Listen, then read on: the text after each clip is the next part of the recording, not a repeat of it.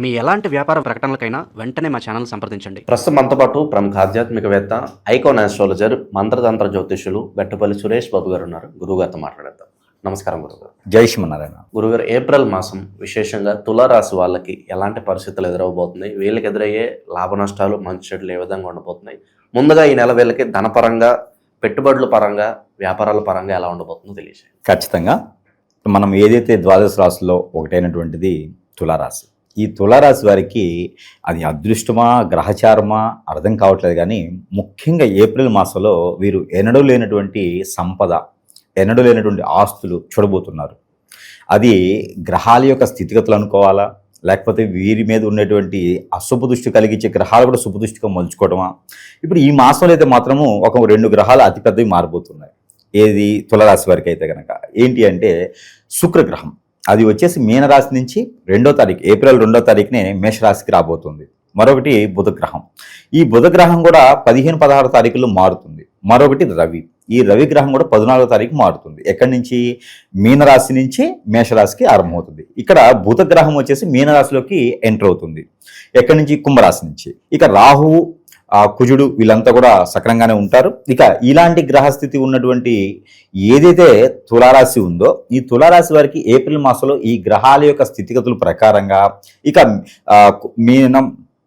మిథున రాశిలో ఉండేటువంటి గురువు కావచ్చు, ఆ గురువు మిథున రాశిలో ఉండడం వలన ఇప్పటివరకు కూడా ఈ తులారాశి వారికి కలిసి రాల.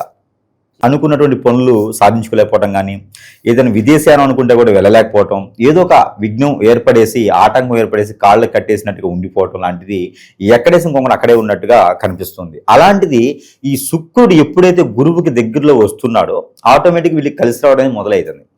ఏప్రిల్ 2వ తారీఖు వీళ్ళకి మొదలైనటువంటి స్థానము వీరికి మరలా ఒక 8 మాసాల వరకు కూడా ఎవ్వరు టచ్ చేయలేరు వీళ్ళని. ఎందుకంటే మళ్ళీ శుక్రుడు వృషభ రాశి, మళ్ళీ శుక్రుడు వృశ్చిక రాశి వచ్చేంత వరకు కూడా ఎవ్వరు వీళ్ళని టచ్ చేయలేరు. ఆలోపు బుధగ్రహం, ఆలోపు గురుగ్రహం కూడా కర్కాటక రాశిలోకి వస్తుంది. ఇంక వీరికి పట్టిందల్లా బంగారమే ఉంటుంది. కాబట్టి శని భగవాని అశుభ దృష్టి ఉంది అనుకుని ఎవరైనా బాధపడేవారు, కేతు యొక్క అశుభ దృష్టిని బాధపడేవారికి ఈ గ్రహాల యొక్క శుభ దృష్టి అనేది వారి మీద ఉంటుంది. కాబట్టి విపరీతమైనటువంటి సంపద, వనరులు అనుకోకుండా ఎవరో వస్తారు, పోతున్న మాట్లాడుతూ, ఏంటి మీ పేరు మీద కొంత ఆస్తి రాద్దాం అనుకుంటున్నానండి, మీ పేరు మీద ఎన్నో రకాలు చేద్దాం అనుకుంటున్నానండి, ఇక మీకు మీ మీద చాలా నమ్మకం ఉందండి. ఇలాంటివన్నీ కూడా వీరు వింటూ ఉంటే చాలా ఆహ్లాదకరంగా ఉంటుంది. ఈ తులారాశి వారి సొంతం అని చెప్పొచ్చు ఈ యొక్క ఏప్రిల్ మాసం నుంచి కూడా. కాకపోతే ఒకటి, గ్రహాల స్థితిగతులు బాగున్నాయి. ఇక దీనికి తగ్గట్టుగా పెళ్లి కూడా చేసుకుంటే, అంటే పెళ్లి ఆల్రెడీ చేసుకుని పిల్లలు ఉన్నవాడు పెళ్లి చేసుకుని కాదు, పెళ్లి కాని వారికి ఎవరైనా ఉంటే పెళ్లి చేసుకుంటే వీరికి అద్భుతం కలిసి వస్తుంది. జాతకం లేదన్న లోపాలు ఉంటే పెళ్లి అయిన తర్వాత వారి యొక్క జాతకాన్ని కూడా మనం పరిశీలన చేసుకొని కంఫర్టబిలిటీ కనుక సెట్ అయితే కనుక ఏప్రిల్ 14వ తారీఖు, 15వ తారీఖు తర్వాత నుంచి కూడా వీరు పెళ్లి చేసుకోవడానికి అర్హతగా ఉన్నారు. కాబట్టి ఆగస్టు, సెప్టెంబర్ లోపు వీరికి ఏదైనా ఒక్కసారి కూడా పెళ్లి కాని వారు ఎవరైనా ఉంటే పెళ్లి చేసుకోవచ్చు. ఈ సంవత్సరం తులారాశి వారికి మరొక అదృష్టం ఉంది. ఇది ఎప్పుడు కూడా వెరగనటువంటి అదృష్టం వీరికి. కాకపోతే ఎంత చేసినా ఏముండదండి, గురువు గారికి ఏమైంది కూర్చొని చెప్తూ ఉంటారు, మాకు తెలుస్తుంది అనుభవించే వారికి, ఏ పని చేసినా ముందుకెళ్ళట్లేదు, ఇక్కడే ఉండిపోతున్నాము, అసలు మాకు విరక్తి వచ్చేసిందండి పనుల మీద, అందరికీ దానాలు ధర్మాలు చేసుకుంటే ఇక్కడికి వెళ్ళి వస్తుంది, కూర్చొని తింటే కొండలేం కరుగుతూ ఉంటాయి, కష్టపడితే కదా తెలుస్తుంది. అలానే వీరికి అదృష్టం ఏంటంటే వ్యాపారం చేసేవారికి ట్రావెల్స్ రంగం. అసలు తులారాశులకి ట్రావెల్స్కి సంబంధం ఉండదు. కానీ ఈ సంవత్సరం ఏంటంటే రాహు వీరికి ఉచ్చంలో ఉన్నారు. అలానే ఈ యొక్క రవి భగవానుడు కూడా వీరికి ఉచ్చంలో ఉండటం వల్ల దానికి శుక్రుడు అటాచ్ అయి ఉన్నారు. ఇంకా వీరికి ట్రావెల్స్ రంగం మొదలు పెడితే ఉంటుందండి, ఇంకెక్కడ ఆగలేరు వీళ్ళు. ఆ బ్రేకులు పడినటువంటి వెహికల్లా ఉంటుంది అన్నమాట వీళ్ళ పరిస్థితి కూడా.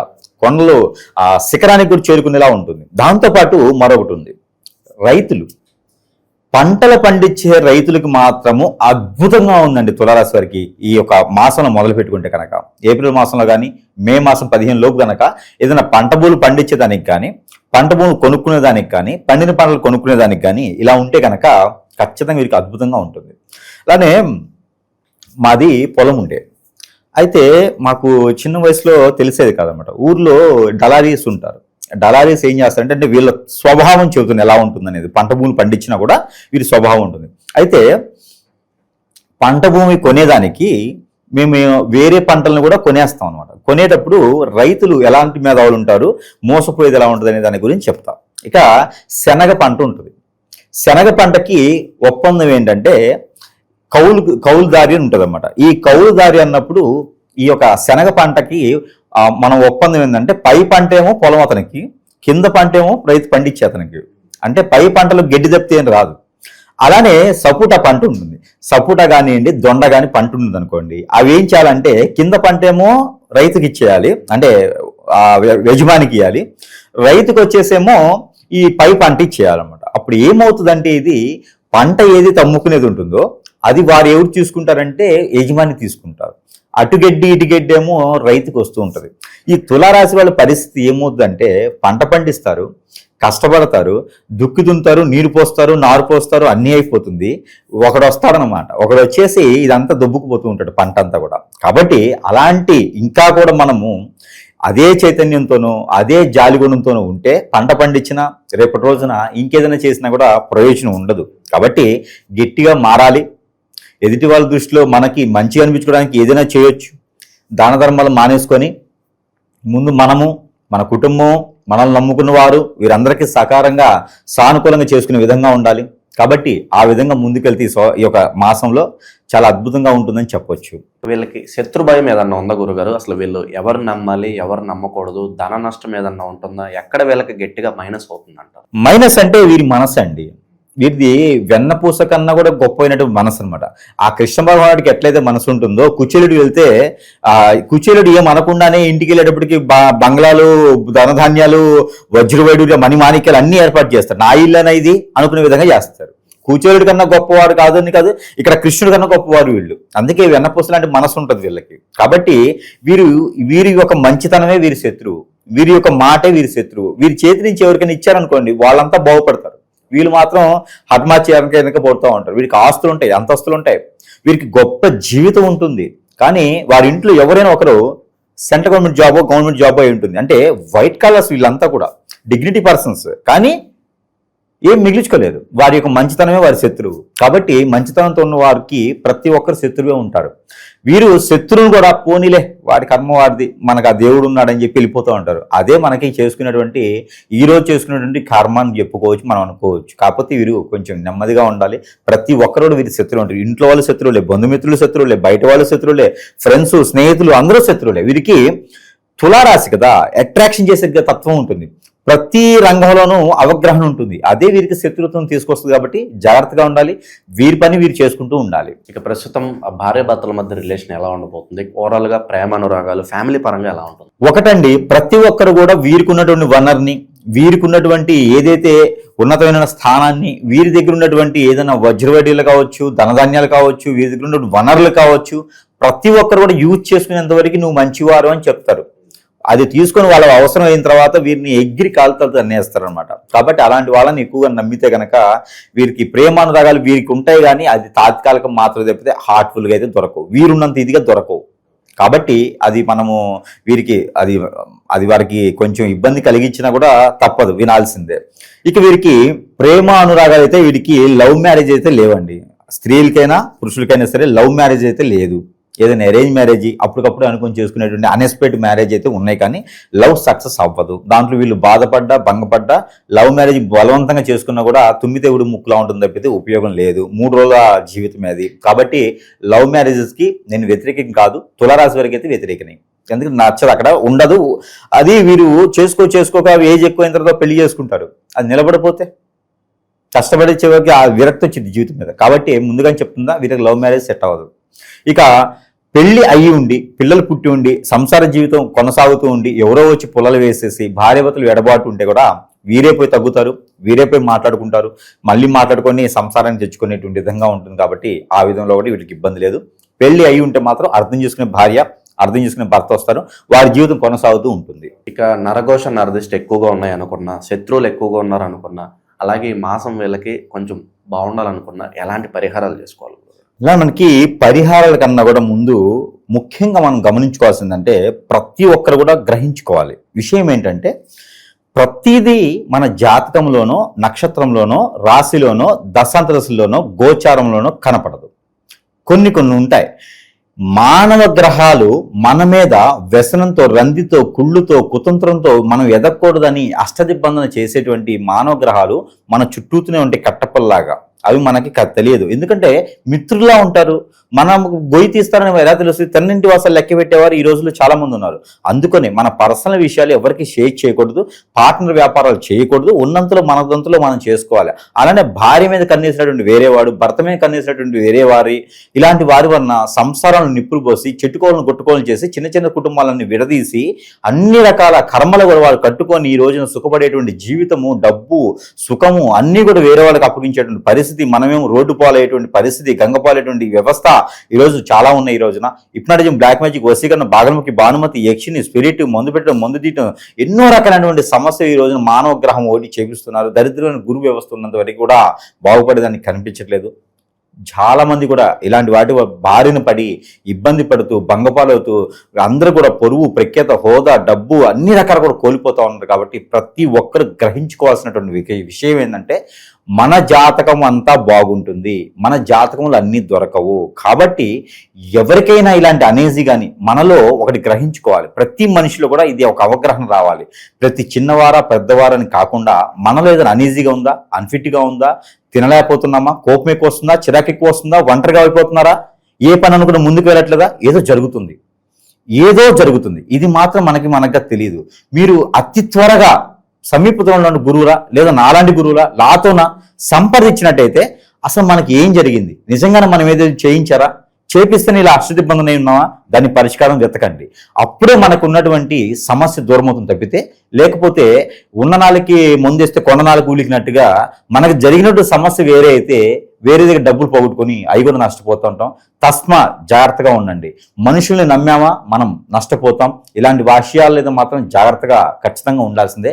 అయితే మనకి పరిహారాల విషయంకి వస్తే, పరిహారాల కన్నా కూడా ముందు వీరికి ముఖ్యంగా ఏంటంటే, మన దగ్గర మంత్రోచ్చారణ చేసినటువంటి కొన్ని వస్తువులు ఇప్పుడు ఉన్నటువంటి పరిస్థితుల్లో ప్రతి ఒక్కరు కూడా గురువుని కలవాలి అని అయితే రాలేకపోతూ ఉన్నారు, ఎందుకంటే వారి పరిస్థితుల ప్రకారం. కానీ మనం ఏం చేస్తున్నాం, అలాంటి వారికి కూడా వారి సమస్యను బట్టి కొన్ని వస్తువులకి మంత్రోచ్చారణ చేసి వారి చెంతకే చేర్చేటువంటి సదవకాశాలు కూడా మనం కల్పిస్తూ ఉన్నాము. అవి సరసమైనటువంటి ధరలను వారికి లభ్యపడుతూ ఉన్నాయి.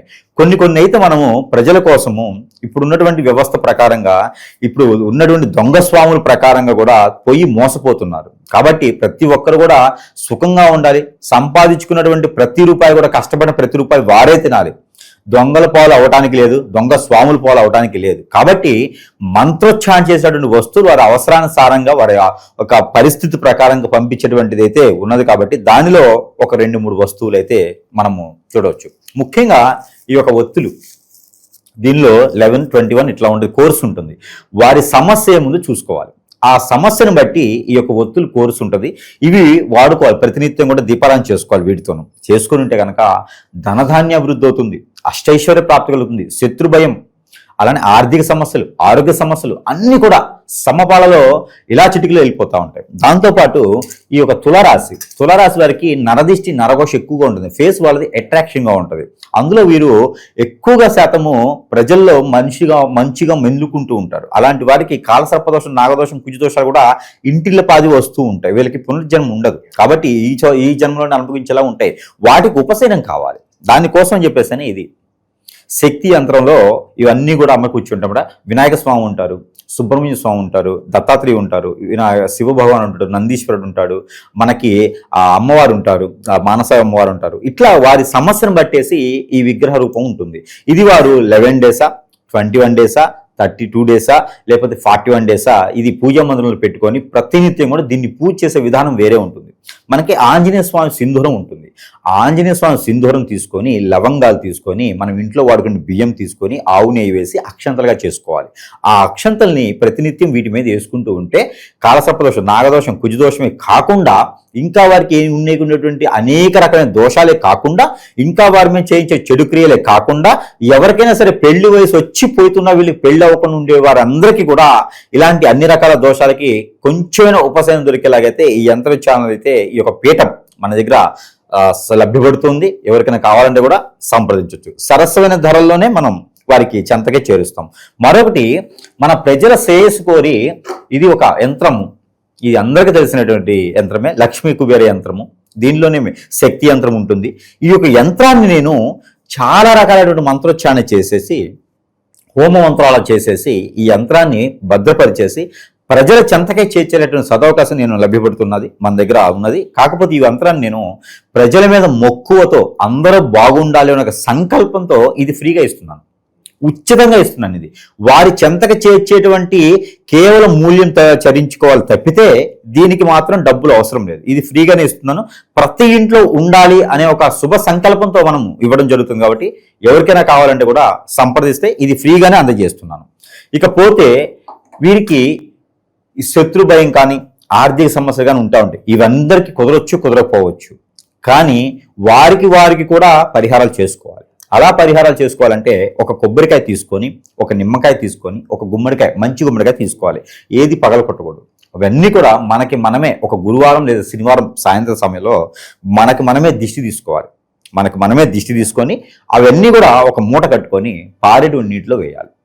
ఇది చేసుకోవాలి. దాని తర్వాత ఆవుకి గోధుమ రొట్టెలు కానివ్వండి, లేదా ఒక 11 గోధుమ పిండితో ఉండలు చేసి అవన్నీ కూడా మన కోరికలు తీరాలి, డబ్బు రావాల్సిన ఇక్కడ రావాలి, నేను ఒక స్థానంలో నిలబడాలి, ఒక వనరు నేను అనుకుంటున్నాను, ఒక వ్యాపారం లేకపోతే ఒక జాబ్ అనుకుంటున్నాను, ఏదైతే గోల్ ఉందో ఆ గోల్కి నేను రీచ్ అవ్వాలనుకొని ఆ 11 ఉండలు చేసే తలుచుకొని ఉప్పు వేయకుండా బెల్లం వేసి కలిపి చేసుకొని అవన్నీ కూడా తీసుకొని వెళ్ళేసి నీటిలో పడివేయాలి. వారి కులదైవానికి ఇష్టదైవానికి దండం పెట్టుకొని పాడేడు నీటిలో కానీ, కుంటల్లో కానీ, చెరువుల్లో కానీ పడివేయాలి.